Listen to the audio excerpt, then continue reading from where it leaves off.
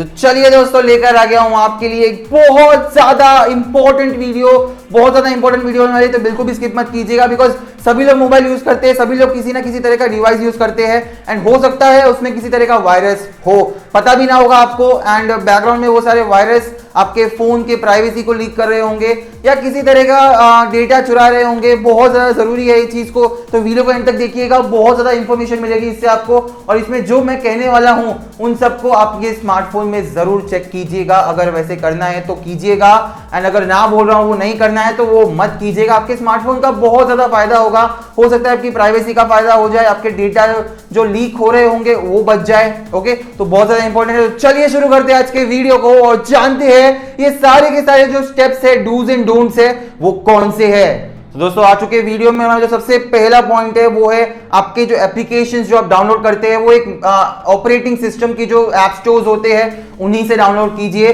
बहुत ज्यादा इंपॉर्टेंट है। आप किसी भी तरह का अनट्रस्टेड सोर्सेज, किसी भी तरह के थर्ड पार्टी वेबसाइट से आप उन सब एप्लीकेशंस को, एपीकेस को डाउनलोड मत कीजिए। हो सकता है उसमें कोई मेलवेयर थिंग्स छुपी हुई हो जो आपको पता भी ना हो, बैकग्राउंड में आपके डेटा चुरा रही हो, प्राइवेसी लीक कर रही हो।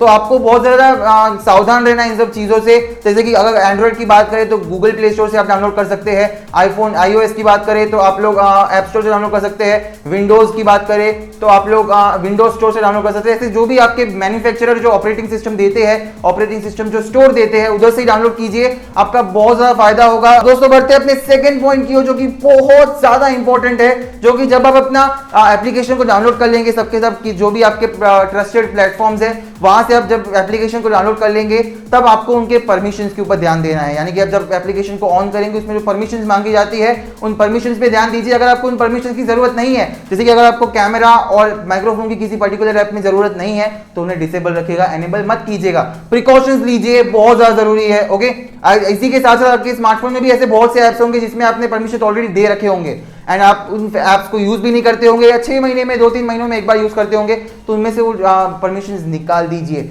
जब आप यूज कर रहे होंगे तब उनको एनेबल कर दीजिए, वापस डिसेबल कर दीजिए। प्रिकॉशंस लीजिए, it is very very important, आपका बहुत ज्यादा फायदा होगा।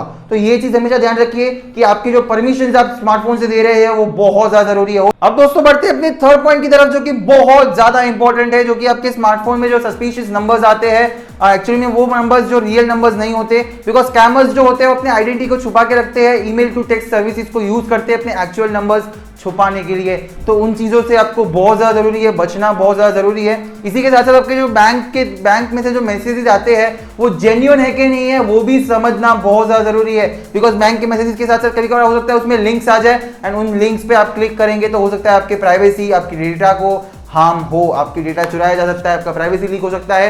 तो ये सब मत कीजिए।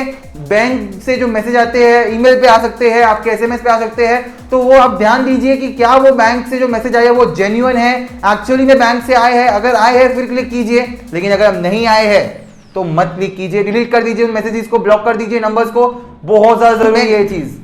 अब दोस्तों नेक्स्ट चीज आपको जो करनी चाहिए वो है मेक श्योर करना कि जो लिंक्स आपके कोई भी मेल पे आता हो, एसएमएस पे आता हो या गूगल के कोई लिंक्स पे आपको क्लिक करना है तो आपको ध्यान रखना है, मेक श्योर करना है कि जो लिंक्स है वो जेन्युइन है। ऐसे यूआरएल जिनके ऊपर वेबसाइट का डोमेन लिखा हुआ हो उन्हीं के ऊपर क्लिक कीजिए, आपको एक तरह से जेन्युइन वेबसाइट पे आप जा पाएंगे।